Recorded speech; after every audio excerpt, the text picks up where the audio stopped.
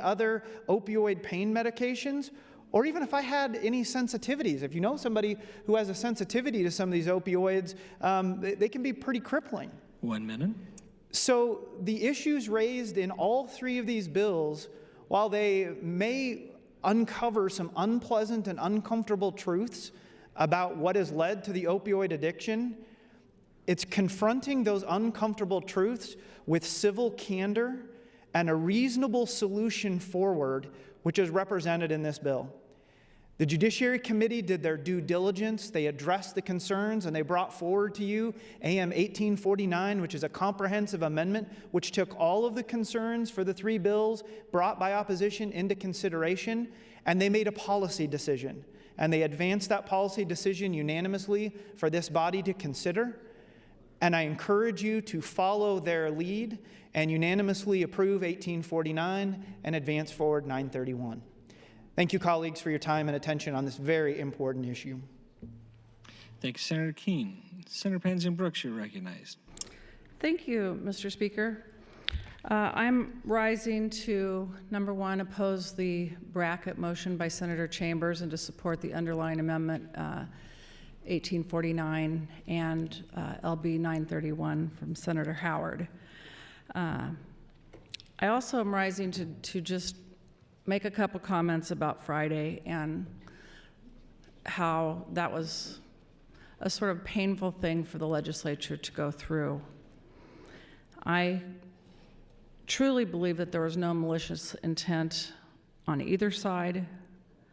I do think that, as Senator Crist said, there's almost an ongoing game as we adjourn to play the let's adjourn, let's not adjourn game.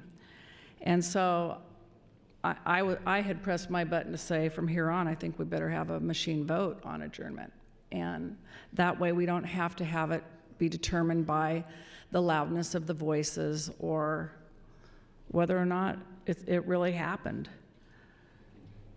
And that being said, I would like to just add a couple more things. I ask that we understand each other from the perspectives that we each carry and represent. The perspectives are real.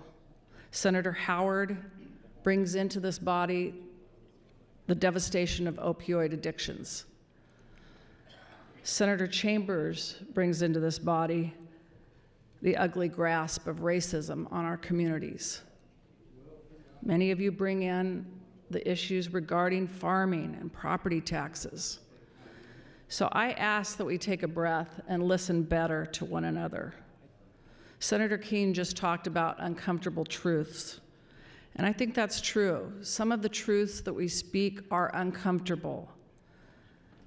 And again, if you respond with contempt, we will never be able to address the humanity of what we are doing every day in this body.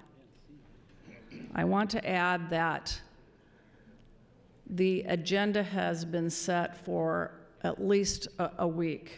And I know that because my bill, I've had to have people coming in from Omaha every day in case we got to my bill on right to counsel. So just because it was mentioned, I want to clarify for the record that there were no shenanigans in this instance on the setting of the agenda. So thank you, Mr. President. Thank you, Senator Penzing Brooks. Senator Chambers, you're recognized.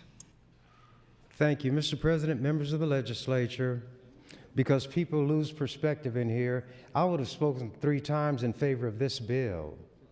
I'm just using my time for another purpose, to say things that need to be said that nobody else will say. Maybe nobody else thinks about it. But I want Senator Crist to remember that when I said stay here till midnight, I would be here.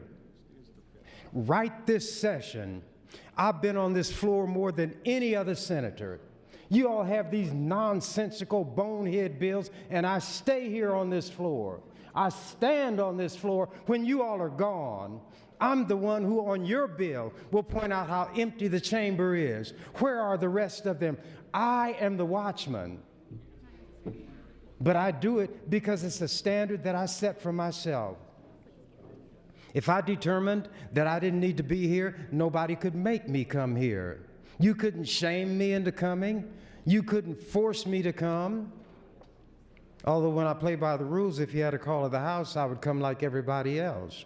But being 80 years old, I learned some things from children. I know how to walk slow enough so that by the time I get here in response, whatever you wanted me for is done. You cannot treat an old lion like you would a cub. Now, a cub might be on your level, but you're dealing with somebody different when you're dealing with me. I have not taken more time on this bill than I would have anyway. I know it's going to move. It ought to move. I was pleased with the way Senator Keene testified before the committee. He did, as they say, go off script. But wanting to be one who can pour oil on troubled waters, young men, old men for counsel, young men for war, says the Bible. Two youngsters had a friendly disagreement, Senator Crist and Senator Keene, about which letter comes first in the alphabet, K or L. But either one of them could be right, either one of them could be wrong. The question to be answered is, which end of the alphabet are you moving from? If you're moving from A, B, C, D, E, F, G, H, I, J, K, then L. But somebody who's perverse, not perverted, perverse, Z, Y, X, W, V, U, T, S, R, Q, P, O, N, M, L, K. Why, bless Peter, both of them are right. So then, instead of throwing coffee cups at each other, they fill each cup with coffee, they toast to wisdom prevailing, friendships being left intact. That's a small example of how things could be handled on this floor if you all were not so hard-headed and you listen. But you can't because I'm black. If I were white and did what I do right now, I'd be the greatest thing in this legislature, and you know it. Match somebody against me in his or her field. And I'm not saying that to be boasting, but I've watched you. I study you. You don't study me, because you can always get enough to go against me. But when you vote against me, you win. I lose. I'm accustomed to losing. That's what being a black man around white people means. You lose according to how they reckon winning and losing. But when you're on the underside of the garment, you're always forced to lift a heavy end of the log. You're always outnumbered and outgunned. Your losing occurs at a different level. If you do everything within your power to make things come out the way they should, and every step you take is frustrated, you did not lose. 1 minute. You may not have won a game, but games can be replayed. And you've got a whole session in front of you. And you're going to have me to contend with, and I'm going to show you today that if I want to wreck the session, I can do it. I don't care what bills are there. But that's not my intent today. Mr. President, I withdraw that pending motion. Without objection, so ordered. Thank you, Senator Chambers. Moving to discussion on AM 1849, Senator Hilkman.